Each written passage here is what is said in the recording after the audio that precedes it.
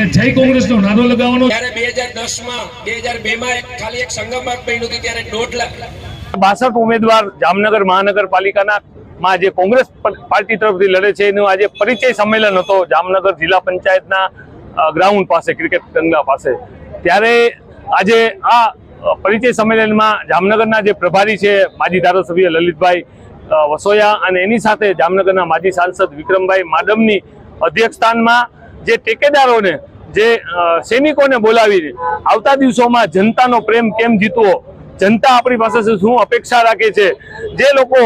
25 વર્ષથી શાસનમાં બેઠા છે જામનગર મહાનગરપાલિકામાં, એમનું શાસનમાં કેટલો ભ્રષ્ટાચાર થયો છે, એ ભ્રષ્ટાચારને ઉખેડીને કેમ લડીને ફેંકવા, આ લોકોને સત્તામાંથી ઉખાડવા 40%ની વાત કરીએ છીએ। અમે વર્ષોથી કહીએ છીએ કે ભારતીય જનતા પાર્ટીના શાસકો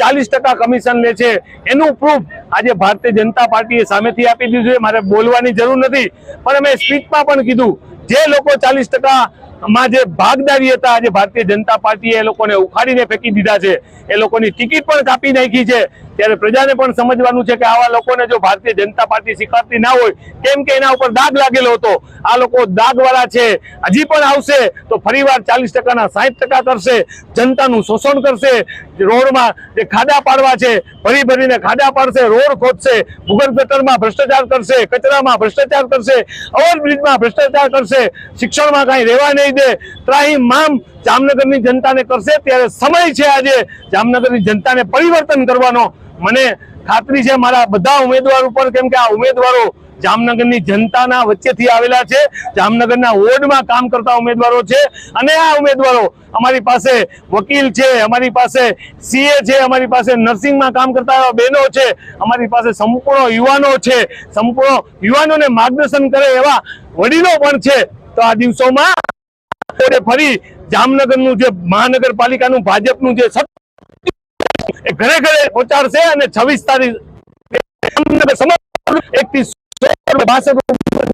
એની તરફ મતદાન કરશે અને 28 તારીખે જામનગરની વિજય સરકસ અને ફટાકડા ફૂટશે, આ ખાતરી છે મને। પણ મારે આપને કહેવું છે કે જ્યારે ઉમેદવારની પસંદગીની વાત હોય,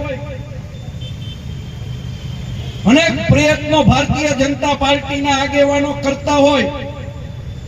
ક્યાંય ધાક ધમકી, ક્યાંય લોભ લાલચ આપવાની વાત, ક્યાંય સરકારી તંત્રનો દુરુપયોગ કરી અને દબાવવાની વાત, પણ જામનગરનો એક પણ અમારો ઉમેદવાર ટ્રસ્ટનો મસ નથી થયો, અડગ રહ્યા છે। અને એની પાછળનું જો કોઈ કારણ હોય તો અહીંયા બહેનો બેઠા છે, ઉનાળામાં પાણીનું માટલું બદલાવા જાવ ને નવું લેવા તો શું કરો, ટકોરા મારીને જુઓ કે બોધું તો નથી બોલતું ને,